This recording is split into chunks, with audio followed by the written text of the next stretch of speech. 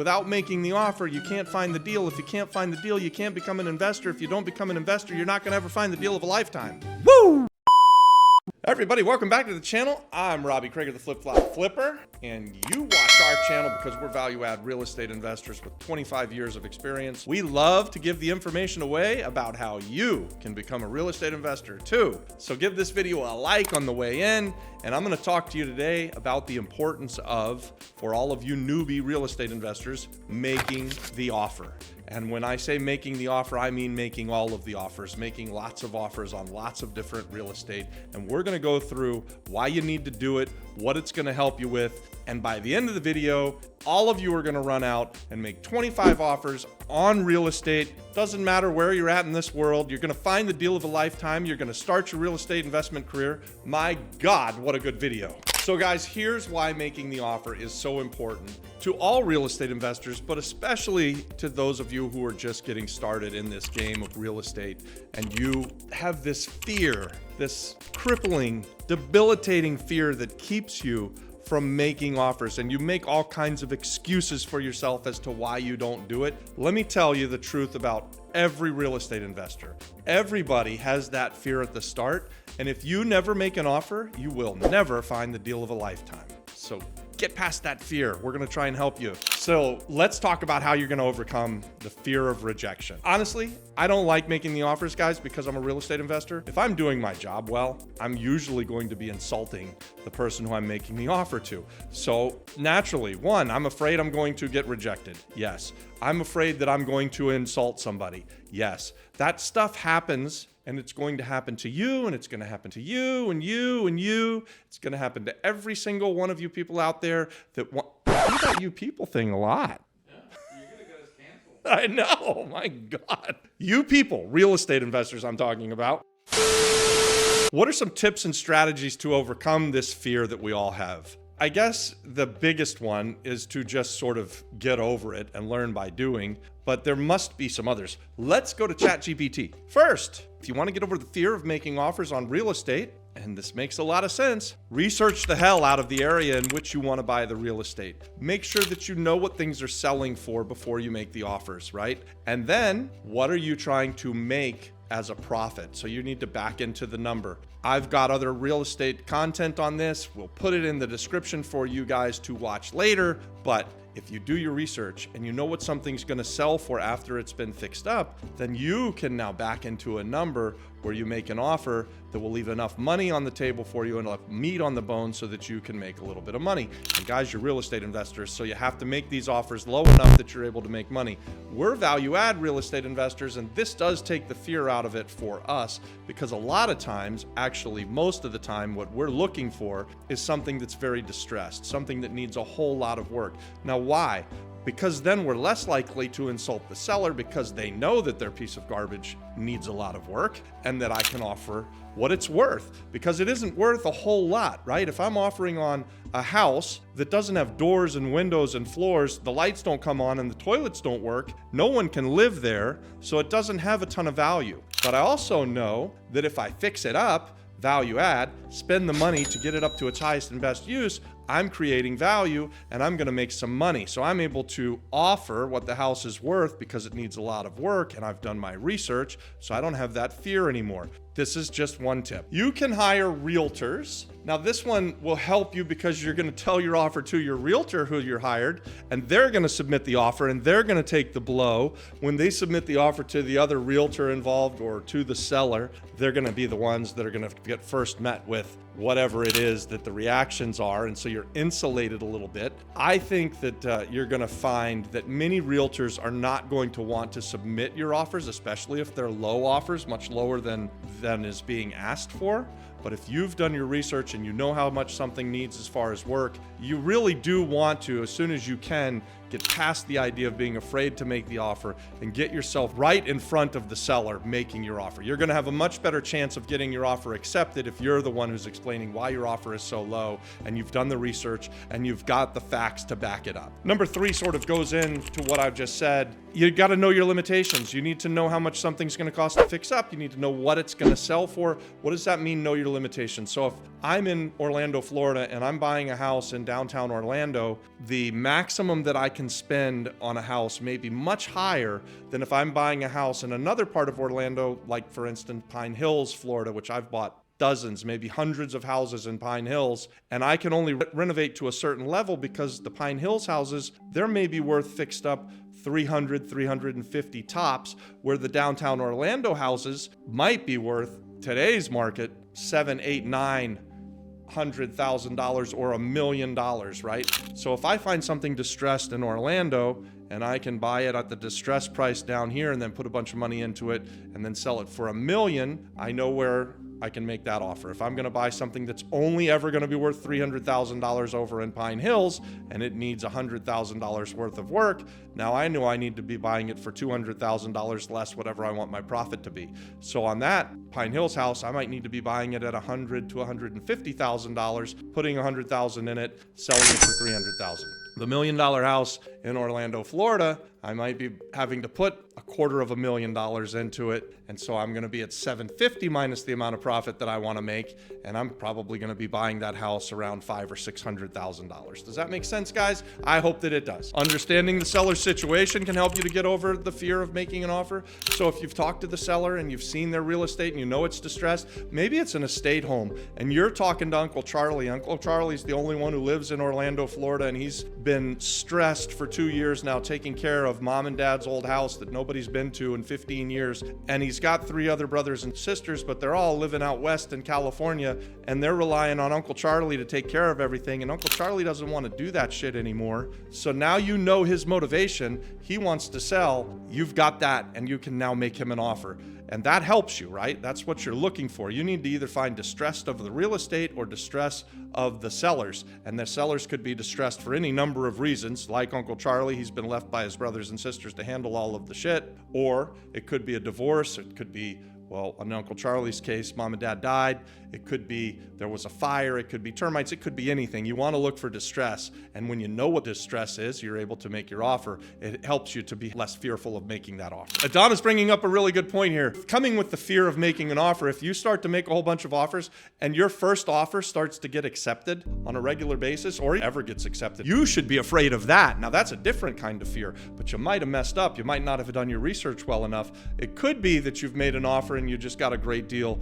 But a lot of times, if you make your first offer and they just jump out and accept it, you're probably offering too much money. And as a real estate investor, you want to get into this window where you're having to negotiate a little bit so that you're going back and forth. If you're getting your first offers accepted, you might be paying too much, and you should be afraid of that. So guys, let's pretend that you're no longer afraid and you're going to start making offers, which hopefully, again, by the end of this video, you are going to become a real estate investor. And the first step is that you're going to make some offers on some real estate. And I mean, guys, I say it all the time on this channel, as real estate investors, you need to be looking at everything in your buy box. You need to be talking to all of the realtors who have things for sale. You need to be calling on every for sale by owner sign. You need to be talking to the banks if they've got properties that are for sale. You should be looking at everything that's for sale in your area so that you can start to glean the information and figure out what things are selling for, which houses are the outliers, which ones look like they're distressed versus which ones are in great shape. Even though I encourage you to make lots of offers,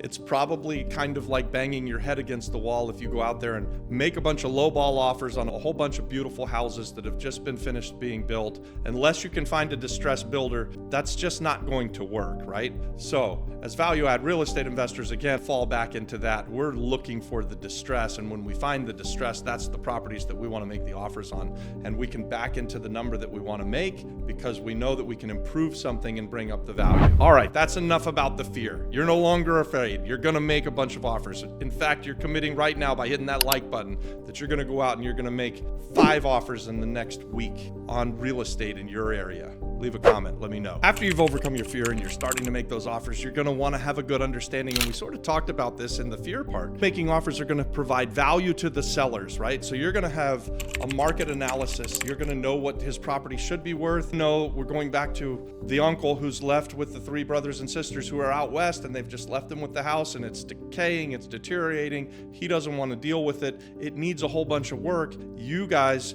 know from doing the work and having seen all of the properties in the the area, what it should sell for, what it's going to take to renovate it, and then what you can make that offer on. And you're able to talk to this uncle and you're able to say, hey, I can take this problem off of your hands. I can provide value for you. You don't want to have to go to your brothers and sisters and ask them for the money that they don't want to give you to fix up the house to get it to be worth retail. So I'll pay you at a wholesale level and you come to a deal. And that leads into the next thing, which is going to be negotiating the offer. So once you've made the offers, you're going to become a deal maker. And how do you become a deal maker? You make some lowball offers, you get rejected, you overcome your fear. You've learned about the market now, determining what you think you're willing to work for. At what level are you willing to put the money in as far as doing the value add? You're coming in to this green and not knowing any of this stuff, but by making these offers, guys, you get to learn all of this other stuff, and eventually you're going to get an offer accepted, and then you're going to actually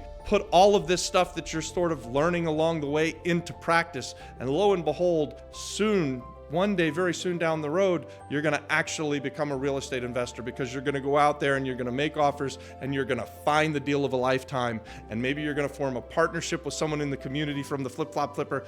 Who knows what will happen from you watching this one video, but wow, what an exciting time it must be. So I'm going to give you 2 real life examples of how making offers can help you to learn about the market and help get you into the game of real estate. First, I'm going to use myself as Robbie Krager, the Flip Flop Flipper. I came to Puerto Rico almost 6 years ago. And when I did, I already had long past forgotten the fear of making offers. And when I showed up on the island, most of the stuff I was looking at was bank owned anyway. So I didn't really care that I was going to make lowball offers. But here's what I learned by making my first 5 offers. In my first 5 offers, 3 of them got accepted. Now, what did that mean? Did that mean that I was getting a bad deal? It didn't necessarily mean that I was getting a bad deal, but what it meant to me was that I was offering too much. So when I first came to the island and I offered 40 cents on the dollar from what the bank was asking, so if the bank was asking $100,000, I was offering them $40,000, and I got 3 of the first 5 offers accepted, I went, oh shit, I'm offering too much money. And so for the rest of that year, I started my offers at 20 cents on the dollar. So now if the bank was asking $100,000, I offered them $20,000. And I am talking about distressed property, value add. No one was living in it. Nobody could live in it. It needed a whole bunch of work. It turns out that the banks were pricing the houses at roughly what they would be worth fixed up and taking no consideration whatsoever into the fact that they needed a whole bunch of work. So I'm telling you that because by making the offers, by coming and making my first 5 offers and getting 3 of them accepted, and guys, I'm a professional real estate investor, I learned that I was offering too much at 40 cents on the dollar. And for the rest of the year, I started out at 20 cents on the dollar. I ended up buying about 65 or 70 bank-owned properties that year at 32 cents on the dollar. So if they were asking 100, I bought 60 houses at $32,500, and then I would put in the money to fix them up, and then I would sell them for $100,000. And that worked out really, really well for us. We wouldn't have necessarily known that that could even be done had I not started making offers. And really, anybody could have done it. There was nobody who was buying properties. So this is right after Hurricane Maria. The lights were still out. The banks owned a ton of stuff. I mean, there were lists of properties, and for a couple of years there, all we did was buy bank-owned properties. And so making the offers started it all for us. And we started just hitting one double, one triple, one home run. I mean, it was just one after another. It was a great time to be here. We were buying houses, fixing them up, and then selling them to retail buyers, to FHA buyers. And there was a housing shortage. So these buyers who ended up living in these houses, they couldn't buy them at the prices that I was buying them at because there were no doors and windows. There was no water working. The electrical didn't work. You just couldn't live in these places. They were distressed. They were destroyed. They had been sitting vacant for years and years. And we would buy them and fix them up and sell them to locals through the FHA or through VA or through just conventional financing. And there was a line of people who wanted to buy these properties. So it was a great time to be buying this type of property in Puerto Rico. We hit it really well, timed the market pretty well coming in when we did, and buying the houses at what we did. So I say all of that. It's a long way to say that's why you make the offers, guys. That's why you want to get out there and start making these offers so that you can find your first double or triple or home run or deal of a lifetime. The second example that I want to give, I meet Adon. He wants to learn about real estate and real estate investing. I want to do the YouTube channel for you guys. So we start doing the YouTube channel, and for a year, he's helping me do the YouTube channel. We're now at the end of our second year together doing this YouTube channel stuff. But for our first year, Adon rode around with me and watched me make offer after offer after offer and buy properties, and heard me negotiating deals, and really was just kind of watching and trying to bide his time and see where he could step in and become a partner of ours. And so by the end of our first year, Adon finally gets his confidence up and he started making offers. He's now a professional real estate investor.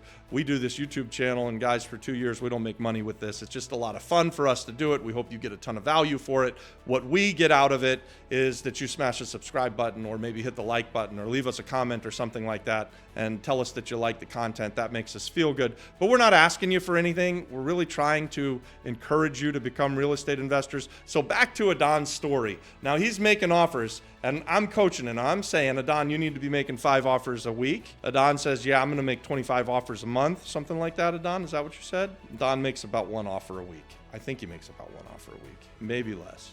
But we've still bought a lot of properties. Even though we're not making 5 offers a week, we're still buying some great properties. And the properties that he does get, because he does make enough offers that when he gets one accepted, they're a great deal, guys. And so he has been able to learn how to evaluate a property, both what is it gonna sell when you're done fixing it up, and what is it gonna cost to fix up while you own it, and then makes an offer below that price so that there's money left on the table. And we've done, what, 4 or 5 deals now together, Adon? We've got 5. We've got the biggest renovation going. We've got content on this. You guys can check it out. We call it the McMansion. Adon and I drove into a neighborhood that was gated to look at a property that was a $2 million tear down, and then we drove around the area and found another house that we ended up buying, the McMansion. We bought it for 10 cents on the dollar compared to what we came to see. And that's the power that I wanted to say. That's the story. That because we were out there looking at everything, we looked at a $2 million house that we were never going to buy because it needed another $2 million. And we ended up in the same neighborhood buying something for $285,000 or $300,000, something crazy like that. And we couldn't have done it had we not been driving around looking at everything and making offers. And we actually drove by this. I tell this story all the time because I've had this happen to me a few times. There was a tiny little sign way up high on a telephone pole, and I made Adon turn around and go back and get it, because when you see that, when you see these little signs up on telephone poles, it oftentimes means that someone who's selling the house doesn't really know what they're doing. So they were asking like $500,000. We ended up buying it for like $300,000. The power of making offers, it's absolutely amazing. And guys, let me tell you that it's not always just about price. So as value add real estate investors, we are often trying to buy things down at the bottom of the barrel. I talked about earlier buying things at 32 cents on the dollar from the banks, but it doesn't have to always be that way in order to get a good deal. There's other type of real estate investors, and there's other types of people who are making offers. You could be a real estate investor that wants to buy something that doesn't need any work at all. And so in that case, rather than trying to buy something at 32 cents on the dollar, you want to negotiate with the seller in order to get seller financing at a very low interest or no interest rate.